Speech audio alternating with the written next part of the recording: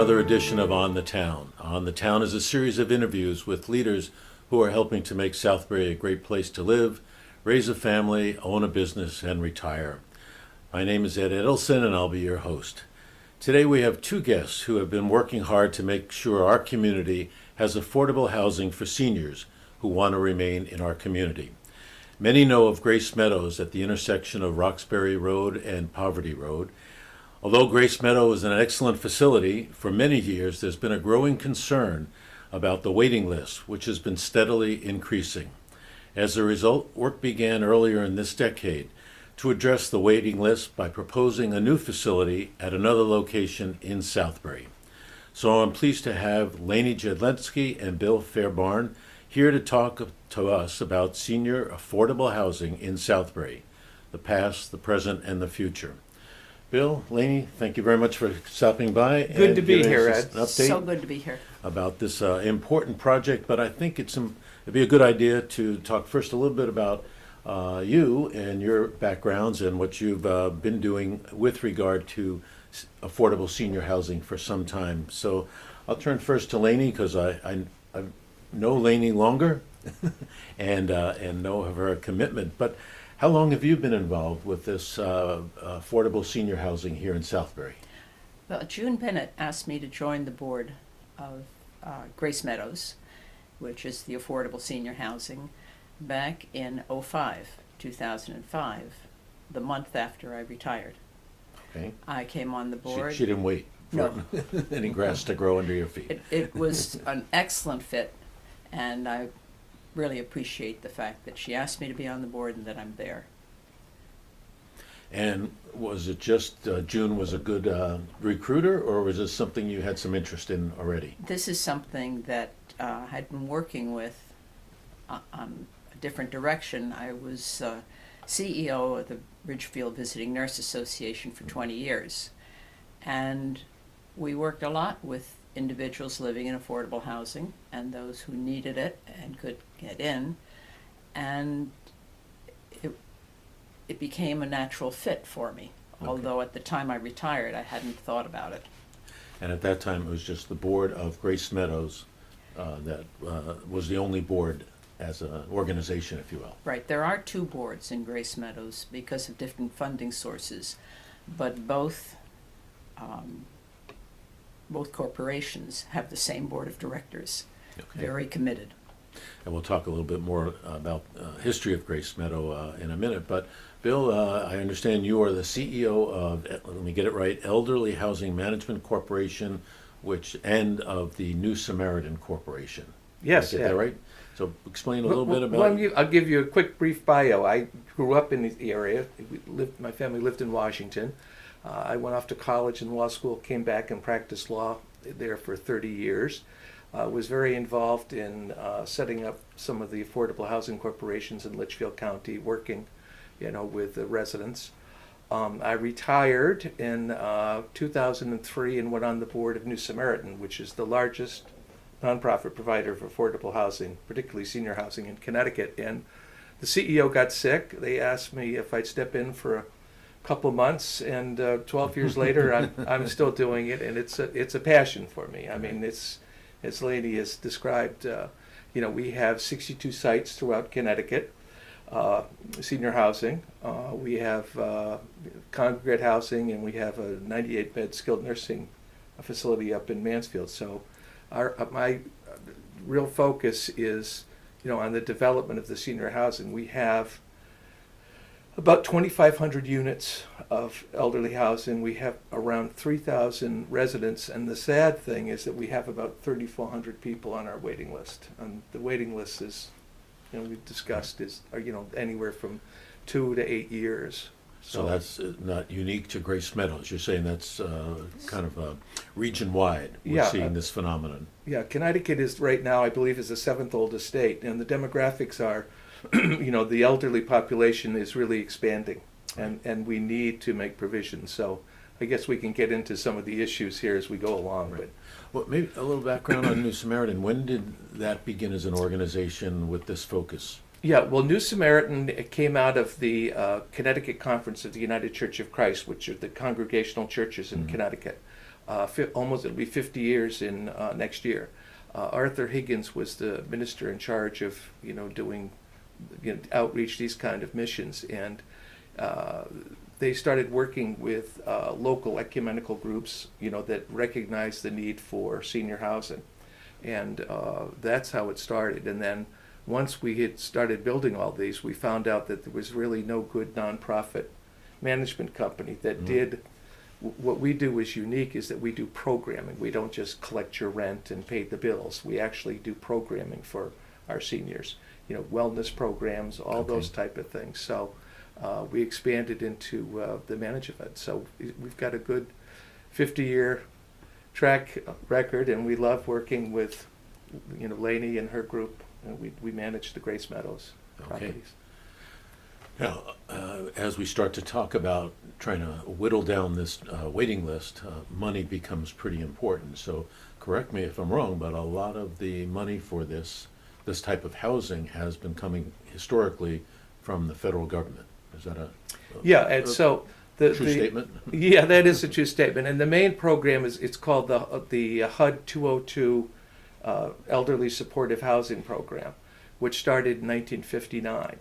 And then it went through a couple of different funding ways, but essentially the way it's been since 1993 is the HUD would give you a grant to actually build the facility, and then they'd give you a rental assistance contract. So the way it works, the eligibility for the program is you have to be 62 years of age, and you can't earn more than 50% of area median income, and that varies throughout the state, but in our area, it's probably in the mid-30s for a single person, and for a couple be like low 40s. The real problem that we've had is that in 2011 they decided to put the 202 program into the lab to see if they could find some way to make it better or whatever. And then after 2 years, Congress went, well, gee, we haven't funded this in 2 years, and no one's complained as much, so they canceled the funding for the senior housing. So there has been no funding for senior housing through the 202 program since 2011 until fiscal year 18. So prior to them terminating the program in 2011, we were probably getting somewhere around $600 to $700 million a year for this housing throughout the country. So what they put in for fiscal year 18 was $50 million. Wow. And changed for the whole country, but changed the program to where, rather than funding the whole construction of the property, they were looking for you to leverage additional resources like tax credits. So the real problem we have now in Connecticut, which we're running into with what we're trying to do, we'll discuss here with Pierce Hollow, is that the tax credits, the ones we need are called 9% tax credits, which the federal government gives money to the states to dole out. And they don't allow the 9% tax credits to be used for senior housing. So we have no way of accessing that additional funding to build this. So this is one of the things that I was going to say, not just running the country, but doing advocacy. I spent a lot of time in Washington, D.C. at Congress trying to get these people to do good work. I just wanted to clarify one thing. The dollars you were saying, is that for senior housing or all affordable housing? That's just senior housing. Okay. Yeah, the 202 program. And then there's also USDA has a program which Grace Meadows has used as well. It's called USDA Rural Housing. And that's suffering the same phenomenon. Yeah. If you will. Have they reinstated USDA money, or that has not? Yeah, that's really sort of in abeyance as well. Right. Sort of. But we qualify because I believe under their guidelines, we're considered a rural community. Correct. By I assume by density, population density. Right, correct. Yeah. Okay, so money has gotten tighter while the need has been growing here in Right. Connecticut, I think has been the dilemma. But going back to Grace Meadow, that started here in Southbury back in... approximately 1980, with the selectman at the time, the first selectman at the time, Mike Kenny, realized that the state had put in a mandate that 10% of the property in the town had to be affordable housing. So he went to the clergy of the town and said, help. The clergy and Mike Kenny came up with a board of, the board included Pastor Bill Wagner of the Congregational Church, Angela Rogers, who was while she was alive, she was the treasurer of every organization in town. A real dynamic lady. Pastor Fred McGee, and he is currently and has been the president of Grace Meadows, of both boards at Grace Meadows. So he's been on the board since the very beginning.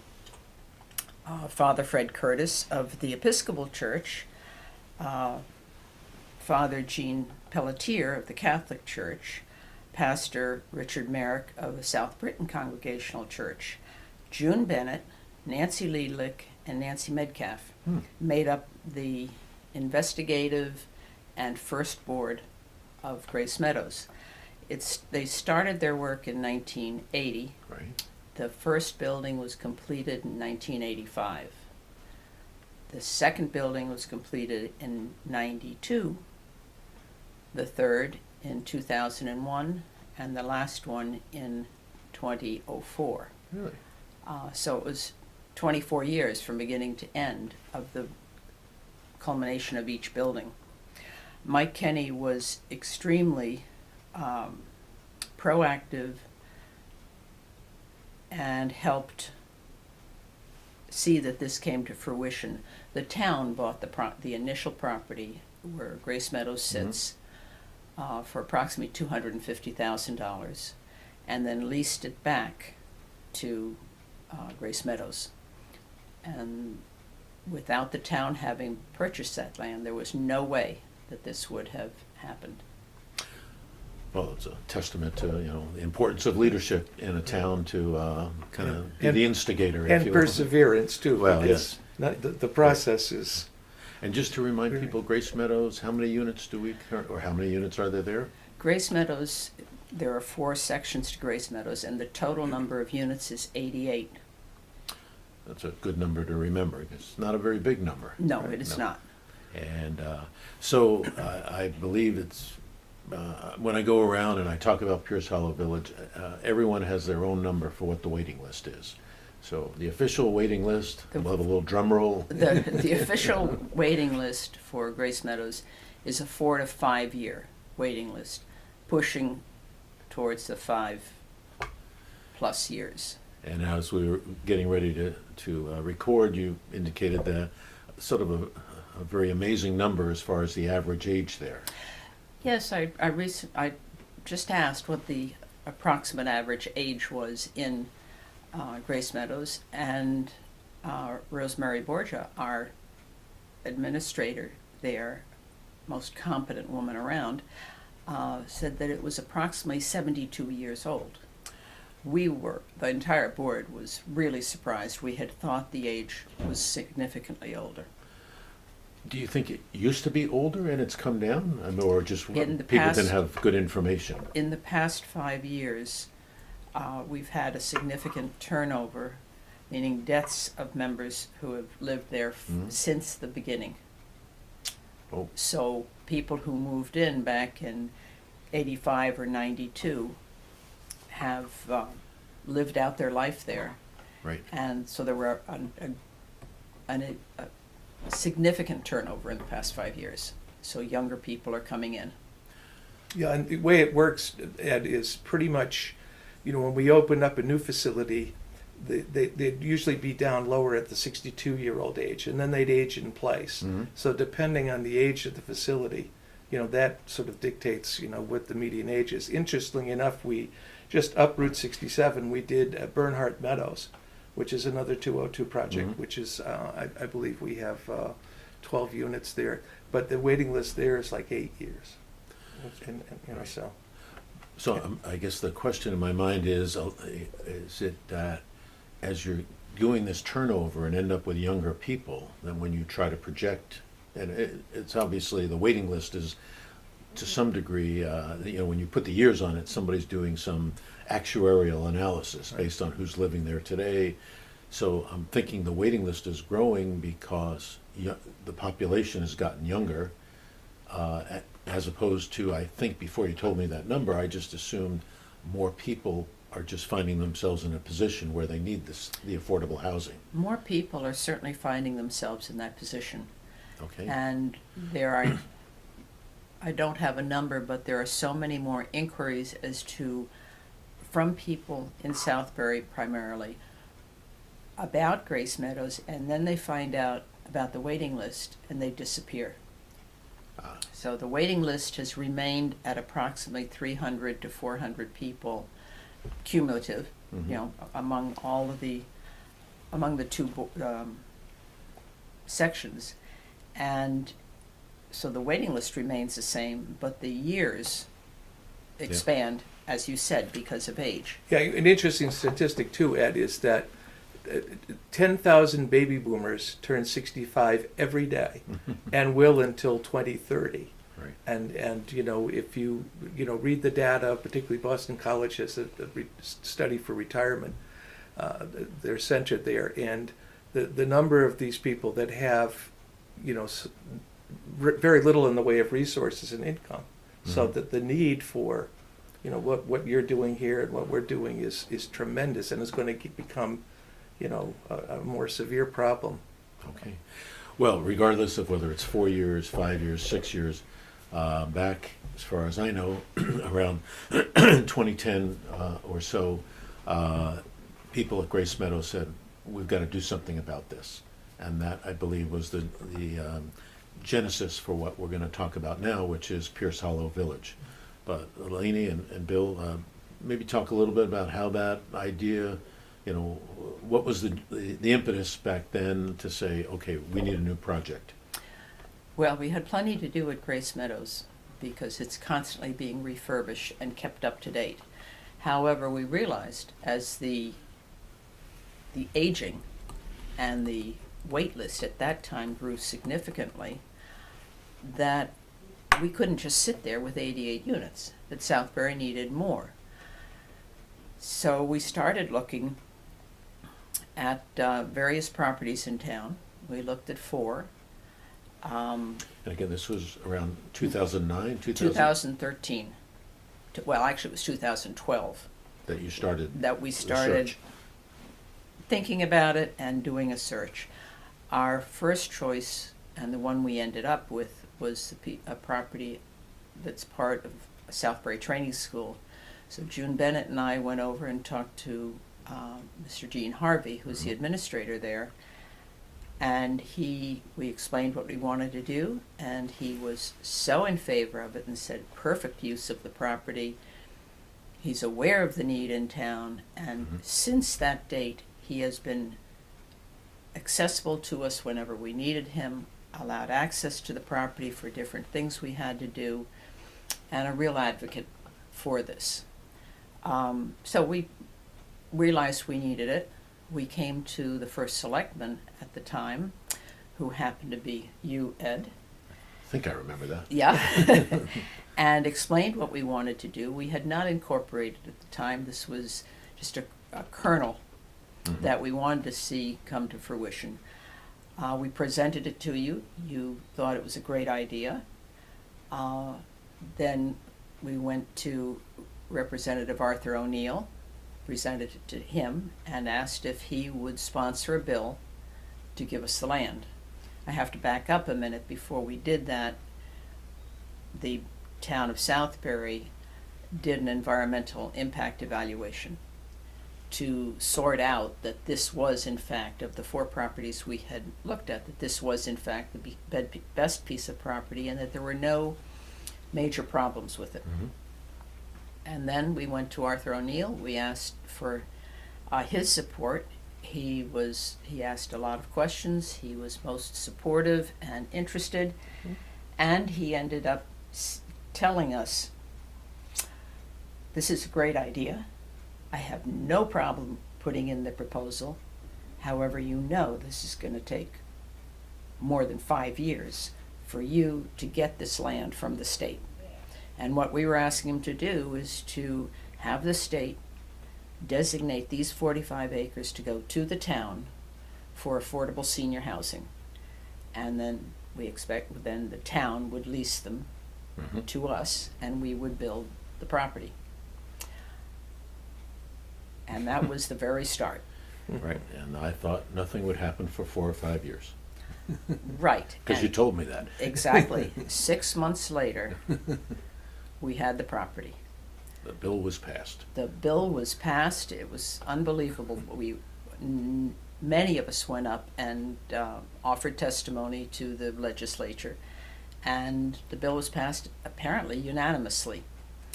It was a great day.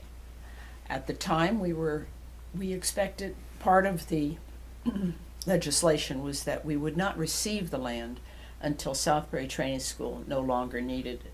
Right. And at that time, the guesstimate was a year. And this was in 2013. Fast forward. Can I just make one point? The other thing, though, that happens now is funding that you had kind of assumed would always be there, the HUD funding, the 202, available year after year after year, just timing.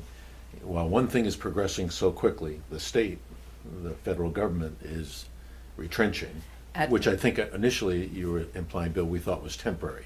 It was Right, this, you exactly. called it, take it to the lab, I guess, to evaluate, is this an effective Right. program? Well, it sort of died in the lab, unfortunately. You thought it was a hiatus, it was a funeral, but Yeah, exactly. That's exactly right. There was no way that any of us thought that HUD funding would not be available. Right. That was an impossibility. From there, I can't even remember where I was now. Or in 2013, we're kind of assuming that the site, which did have some residents there, it would be a year or maybe 2 before all of them would move out. And that, I think, was in the legislation. That's The town right. the land could not be transferred to the town until every resident had left on their own volition. So we weren't going to be in the business of pushing anyone out Right. and saying, Correct. you got to go. No, We didn't want that. We just sat and waited, and it turned out that it wasn't until the early 2016, 3 years later, that the land was in fact vacant, and that the commissioner sent us the letter saying that we could have the land. The land, incidentally, was valued between $3 and $4 million. I was not part of that valuation. I don't know how it was done, but that's what I was told. If I could, Yeah. the state in general doesn't give land away even to a town. So this was really quite exceptional. Absolutely. From my point of view, that the state was sort of recognizing the need and said, as long as the town only uses it for affordable senior housing, you can have 45 acres for free. And I believe, the lease arrangement, I don't think we ever got that far, it would be something like $1 a year or some nominal amount. It would follow, we anticipate that it would follow exactly the same as the lease on Grace Meadows, because the town owns all of that property. During this time, in 2013, Pierce Hollow Village was incorporated, and that, I won't go into the story of getting incorporated, but Thank you. we received our first grants. And at that time, attorney Gail McTaggart joined the Pierce Hollow Village team and has been at our side ever since. We had a traffic study in preparation for putting in our first application to the Department of Housing of the state. The Department of Housing oversees all distributions of money, even though they come from different sources and have different names. The Department of Housing is the one that is the gatekeeper. So in preparation for that, we did the traffic study. We worked closely with the zoning, planning and zoning at the town. They were phenomenal to work with. Lots of tough questions, looking and making sure we had the right answers. And zoning was changed so that with the town planning and zoning department, so that affordable elderly housing or senior housing could occur in that location.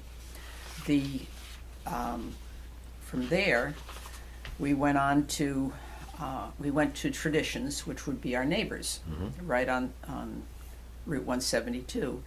We presented to their board of directors, and they endorsed the Pierce Hollow Village Plan, and that was very important. We don't want neighbors who aren't happy to have us there. Ed, you and I and Arthur O'Neill and several other members of the board, Joel Abramson, a key person in this whole endeavor, went up and spoke with the department heads, the commissioners of Department of Housing, the deputy commissioner, and numerous other people about the project, about the funding, and about the requirements. All of the other departments, other than Department of Housing, were extremely interested in this, felt it was a great project, but said that until it gets to on their desk, they make no decisions or no commitments. During this process, part of the process of getting the land cleared to come to us was an archaeological survey. Well, at some point we realized we can't do any more without money, so we went for grants.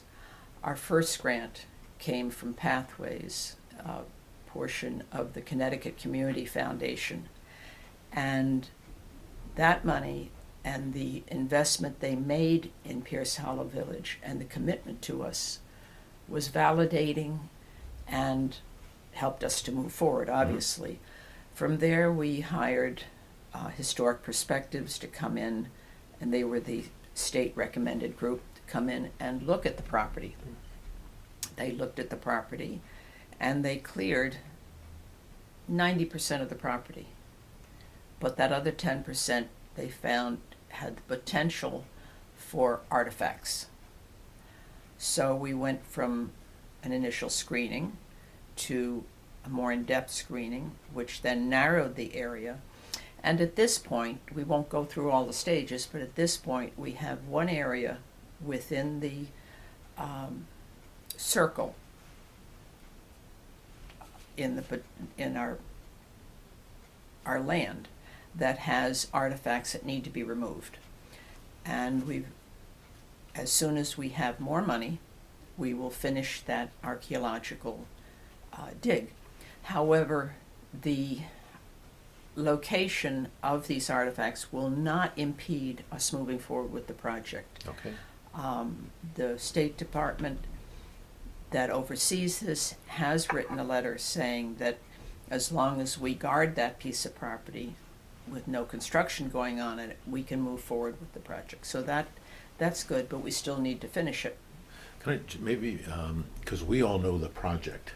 That's true. Maybe we should just give people a little orientation to exactly what we're talking about. Because you do have some diagrams, and we'll put them up on the screen. But first, why don't you make sure everybody knows where this is, maybe even relative to some of the landmarks in Southbury, like Heritage Village. Okay, when in looking at the first map that will be put up, Route 84 runs at the bottom of that map, and then Route 172 comes off of that at exit 14. If you follow Route 172 directly up for approximately 3 miles, you will come to a small road on the right, which is Personnel Road, the village road. That feeds into our property. That leads into our property. The road is right next to what used to be the Southbury Training School thrift shop. A big brick building there. It used to be the home of one of the administrators in Southbury Training School. So, Lainey, real quick, Pierce Hollow, was that a name that you all just came up with, or is there a history to that name at that site? Oh, that's a great question. Janie Pierce lived in that area, and she was a remarkable woman and did a great deal for the town at the time. We're going back numerous years. Originally, Route 172 was called Pierce Hollow Road. Oh, really? And when I moved on to Pierce Hollow Road, it was Pierce Hollow Road, and all of a sudden I turned around and became South Britain Road, much to Okay. my surprise. So that we felt that that was a very Okay. appropriate name. Very good. Thank you. That's, we had a lot of discussions about that on the board. So on the next map, you'll see the road going, Route 172 is going from the top of the map to the bottom, and then a road going off into a large oval. The oval is the center of where all of the cottages that the personnel, a lot of the personnel at Southbury Training School used to live. All the black dots are their cottages. After the personnel were moved out, residents moved in there on their way to group homes, and that was the wait that we had to do. So then in picture number 3, you'll see a shadowed out area. The entire area in the picture is the 45 acres. Great. The shadowed area on the left of the picture is the area that we would be using for construction. The rest of it would remain in natural, in its natural state. It's quite steep, so although the lower part of it we might be able to do nature walks, the upper part is quite steep and not appropriate for anyone over the age of 12 to be climbing. And the last picture, the last plaque, is our conceptual drawing of what Pierce Hollow Village would look like. Each building will hold 45 residents. Each building will be a phase unto its own, so that the first 145 will be done as soon as we can, and then the next, and so on. The road comes into the area from the bottom left and comes up and goes to each of the buildings. The architect has done a marvelous job of maintaining as much green and natural area as possible, just dropping these buildings in among it. We're very pleased with this, and the architect came to us through Bill and through New Samaritan, and his name is Shadler, Henry Shadler? Henry Yes. Shadler, and Henry's probably done all our buildings since we started in 1970. Paul. Yeah, and Paul Selnow, his partner, right? And Paul Selnow. So it's Shadler and Selnow. They've done a really nice job with this, we believe. Every place we've shown it, which is numerous, has been delighted. No structure will be more than two stories high, and the highest tip of the roof would be no more than 30 feet. And I think so for those people who've been to Grace Meadows, if I remember correctly, it's a little different in the sense of common hallways, so that if you wanted to visit somebody down the end of your building, you wouldn't have to go outside. Correct. Is it- Right. So Correct. for winter time, it's a little more, I don't know, I'm trying to think of a good word, but Safe. And safe, accessible. but right. accessible, so that Right. people don't get locked into their own unit. Right. Since when Grace Meadows was built, the philosophy was make it as natural as their own homes. Since then, people who have worked with the elderly and aging in place have identified the fact that the community setting where you are more likely to run into someone more frequently is very important. So even though I don't like Mr. Smith down the hall, if I pass him in the hallway, Yeah. even if they don't say anything, that is a contact. Yep. And that helps to stimulate individuals, and that's what we want. So, at Grace Meadow, I know there's a community building. Will each one of these units have sort of a community room per se? Yes, each Okay. will have 45 apartments, plus a community room, a library or media room, a laundry, the office for the administrator, and a mail room or mail area. Did I say laundry? Yep. Laundry. All of which are the same as what Grace Meadows has. Each Okay. section has its own community rooms. So when is it opening? Well, So where do things stand today? Yeah, again, we touched on this briefly. I touched on it briefly in the beginning, Ed, we sort of have a combination of the perfect storm. We have in 2011 essentially Congress cutting off funding for the HUD 202 program, which this would be funded by. The other tranche of money would also come from the Department of Housing, and what the Department of Housing will do. State Department. Yeah, right. They will do. In the past, they would give you a pre-development grant, usually $250,000, which you didn't have to pay back as long as you made an attempt to get financing for your project. Well, what they did was about 4 years ago was they made a determination that the Commissioner of Housing, then Yvonne Klein, and Nick Lundgren, her assistant, decided that they didn't want to fund senior housing anymore, strictly limited to seniors. So they cut off all the pre-development money for that. And I could go into a story about another project I'm trying to do in Ledyard where I had to go to the legislature to get around them.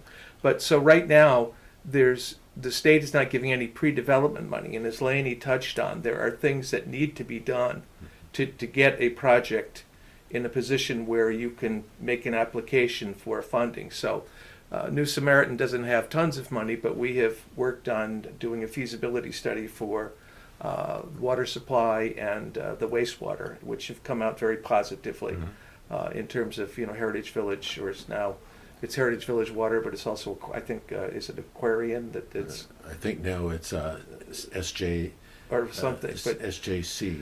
Well, the good news California is company we've bought been it. able to invest some of our money to find Right. out. I mean, because that's really the threshold question: is can you get water and sewage? So that's looking good. So what we're hoping is that we can get this additional funding, for the 202 program. And one of the things I'd ask your viewers, just to let them know, today's September 18th, is it? Yeah. That Congress, as you know, has passed a budget, but they're now in the process, they've just come back this week, of divvying up all these billions of dollars into the different departments. So it's critical. Our trade association is called Leading Age, which is all the nonprofit housing and nursing homes. And we, lobby. I mentioned I spend a lot of time in Washington, D.C. lobbying, but we want to make sure we put in a request for $600 million for the HUD 202 program. So Nationwide. Nationwide. So any letters that folks listening to this can write to our congressional folks, Right. Advocating for this would be great.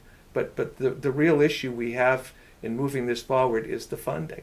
We've got to be able, as I indicated with the 202 program, prior to, at 2011, they gave you a grant that would have covered the construction of this.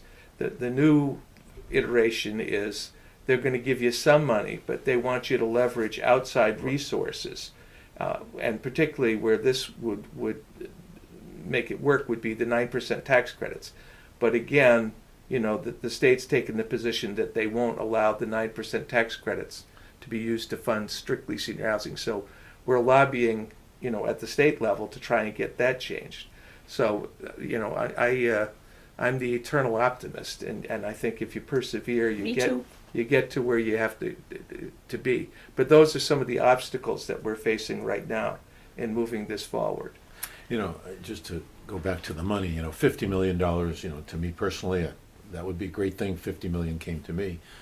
But 50 million for the United States, it's $1 million a state if you divided it that way. This project, your best guess of the cost of this project, if somebody wanted to write a check, how much should they write it out for? $13 million would be fine. Yeah. So anyone who has $13 million that they'd like to give to Right, this and project. it's all tax deductible. I would So advise you to. we should always try. You never know who's Or watching. We'll But- take 13 people giving $1 million Right. each. That works But too. I think it shows how $50 million, Well- although it sounds like a big number, Well, what's interesting, and not to get too into the weeds, but of the 50 million, there's 5 HUD hubs in the country. So we're in the Northeast, and of that 50 million, they're giving 10 million to each hub. So really, all that's available to us would be 10 million, Right. and they won't give you more than 5 million for one project, which includes the rental assistance contract for a year. So the maximum you could get out of the 10 million would be 5 million, which, that these units cost probably somewhere, when you factor in all the expenses, they're around 220 to 230,000. per unit. Yeah, but that includes all the site work. No, I and it's understand, not yeah. just the actual unit itself. So But it's a good kind of rule of thumb. when right, you that do- can give you a good idea of what it actually costs to do these. So the two of you remain optimistic, but it does seem like you have some hurdles in front of you, both at the state level, where they've taken this view of affordable housing is great, but we don't want to focus on just affordable senior or affordable elderly housing. Right, they use the term multi-generational or flexible, but that's sort of, Well, and a little bit of a softball question, but why not make this multi-generation? What's the rationale for not adjusting for that? Well, there are several, but the main one is, or there are several main. First of all, the land has been designated to be given to Southbury for senior affordable housing only. Right. So that's one. The second is that the board of directors and those of us who are putting in mega time and efforts into this, because we see the phenomenal need here in Southbury. Southbury needs this housing, Mm-hmm. and to change it to multi-generational would not be fair to either to the legislation or to the numerous individuals and groups that have given us funds to move this forward. And I do need to, right now, I will right now tell you who has given us money, and I'm not talking about insignificant money. The Pathways of the Connecticut Community Foundation was our first major donor. Then the Local Initiative Support Group, Harib Foundation, which is a foundation part of the Episcopal Church. Webster Bank has given us multiple gifts. Church of Epiphany and the Upper Room, Mm-hmm. their thrift shop, Right. has Okay. given us multiple gifts. The Nitwits of South Britain Congregational Church has given it. Outreach Programs of South Britain Congregational Church. Newtown Savings Bank has given us multiple gifts. The Federal Home Loan Bank of Boston, Episcopal Diocese of Connecticut, St. James Lutheran Church, the Southbury Community Trust Fund, which is also overseen by the Connecticut Community Foundation, has been a major contributor. And then the Give Local program through the Connecticut Community Foundation, as well as individual donors. These people have seen the value, have seen the need, and have given us the money to get as far as we've gotten. We've done surveying, wetlands, traffic study, marketing study to see, although we felt there was a need, is there really a need? And these studies don't come inexpensively. It's been fun. I have to admit, when we first entered our first application to the Department of Housing back in 2016, shortly after the land was freed up for our use, their denial of our application none of us could believe it. It's like, how could you be against motherhood and apple pie? But their denial was based on the fact that the screening form that they have that we would have to complete, we would not get a high enough grade on that form, on that application, because we are not multi-generational.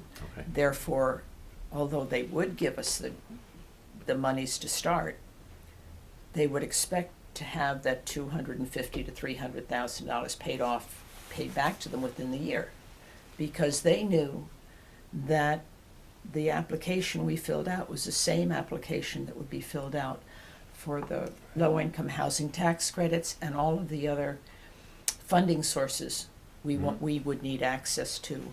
So our application was rejected. The first application we put in years earlier was rejected because we did not have site control. So this was our second iteration. And the first time we put it in, there was no mention of multi-generational housing. Right. Yeah, and Ed, one of the critical parts of this, it's not just the funding for actually the construction, but what comes with that funding is what's called a project rental assistance contract. And what that does is the person who applies, got to be 62, can't earn more than 50% of area median income. They subsidize the rent, so you don't pay, the resident would not pay more than 30%, maximum 30% of their income, and then the HUD PRAC subsidizes the rest. And just sort of, one anecdotal thing, this is the one that just always stays with me, but I've had a number of these calls, but a lady calls me up on the phone, Mr. Fairburn, I'm trying to get into one of your properties, there's a waiting list, I need a place right away. I get $1,100 a month from Social Security. I'm living in an apartment that's $900 a month. So I get some SNAP funds, the food things, but she said, I don't have enough food, I can't get my medicine, I need to live in a place like yours. And that's heartbreaking to tell them, well, if you can hang on for 2, 3, 8 years, this is the reality. The reality of where we are. So that the critical part of the HUD 202 program is, it's not just the funding, but it's that rental assistance contract, so that these people actually have money to live on, and not, you're not living the high life with $1,100, $1,500 a month from Social Security. So, Well, so to summarize where we are, you're continuing to make progress, but slowly, as far as the site and doing whatever work you can do with studies to prepare, to do all the prep work, even the architectural drawings. You are, in a sense, lobbying with Congress to see if you can get them to think about funding on a bigger scale. And the Department of Housing in Connecticut, we have a new commissioner who's wonderful, Selah Mascaro, and we've had a couple of meetings with Selah, and we're trying to get that Right. issue about the tax credits reversed. So in terms of what our viewers can do, I'll summarize what I think is, one, if they'd like to make a donation, they can make a donation to Pierce Hollow Village. Right. And maybe we can put the address up on our screen. You'll That would be give that. wonderful. Tax deductible. Okay. Two, they can write their congresswoman or and senators to say this kind of funding is critical. If we're, we spend a lot of money through Social Security and Medicare to make sure seniors live well. That's a difference after those programs were put in place. But if they don't have a place to live, it doesn't matter if they have Social Security and Medicare. They still need a good place to live. And third, I think, to lobby our state representative and the governor to say, well, these are my words, so correct me. We've got an inconsistency here. Legislation that says move forward with senior housing and a housing program that says we're not that interested in senior housing. Exactly. And you are, I don't know, I kind of see you with 1 foot over here and 1 foot over there and the chasm getting wider. Well, I also serve as president of our local community housing trust in Washington, and the issue there is not just senior housing, but the property values are so high. I mean, you can't buy the cheapest house in Washington. I looked at the MLS the other day. It's a one-bedroom, 774 square foot cottage, which is in great shape, all fixed up and everything, but it's $327,000. So our school system, Region 12, Chippewa, which I served on the board 17 years, when I left in 2000, we had 1,200 kids. It's now down to 600 kids. So there's an issue. I mean, we need housing for younger people too. Also, But, it's not but, or the other. But our focus right now is we've got to do something for our seniors. This is really, and we do it, Laney and our organization do it from the terms of the dignity of the individual. But if you look at it from a financial standpoint, this is about 3 years ago, Medicare spent about $80 billion on people that had falls. Well, people in our places get fall training. They have safe. I mean, so there's a financial. If you look at how what we do actually benefits the whole Medicare program, because the people aren't having these accidents and things that end up, it's all coming from the same trough. It's Right. federal money. So it's. If I could just make one other point. This is where my kids say, get the animal tranquilizer dart gun for Dad because he's getting too passionate. So I'll shut up. That's okay. No, I was thinking more about the waiting list and something you said earlier. I mean, we might be underestimating it. You kind of said people, when they call Bill up and tell him their story, and he says, well, can you hang on for a couple of years?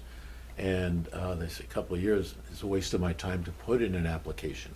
So you might not even be seeing the whole demand out there that exists. I believe we're seeing the tip of the iceberg here. Okay. The bulk, right now, the bulk of the applications for Grace Meadows are coming from Heritage Village. That might be worth saying again. The bulk of the applications that are being submitted to Grace Meadows at this time are coming from residents of Heritage Village.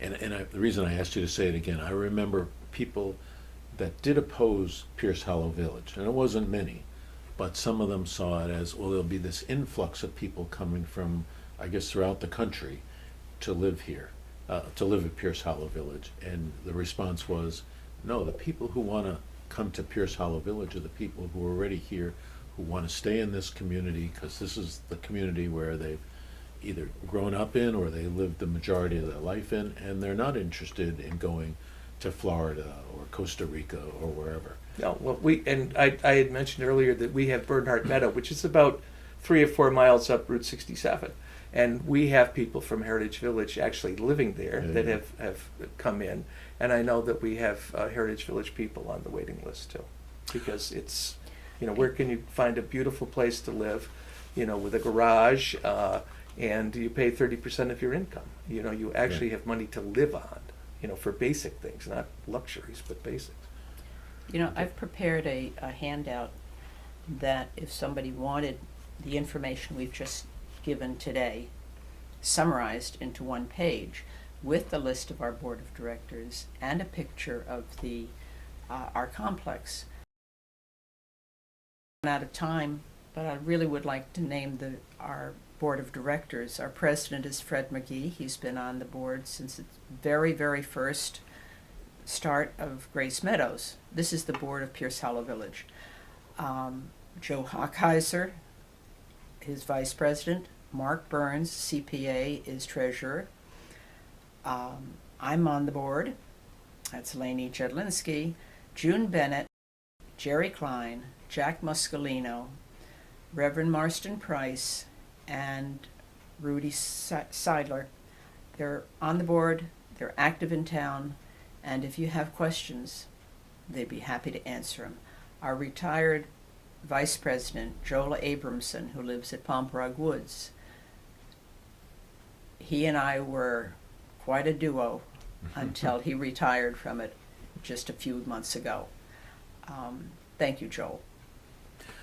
Well, thank you both to Bill and Lainey for stopping by. Hopefully we've done a fairly good job of describing how we got where we are.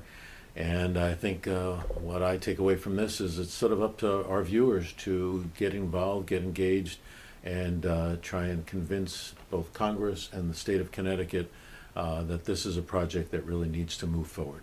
So Lainey, thanks so much. Thank you very much, Ed. Bill, thank you. Appreciate it. And to our viewers, please stay tuned to future editions of On the Town. We get to speak to other leaders who are making Southbury a great place to live. All right. Right. Great. Did it.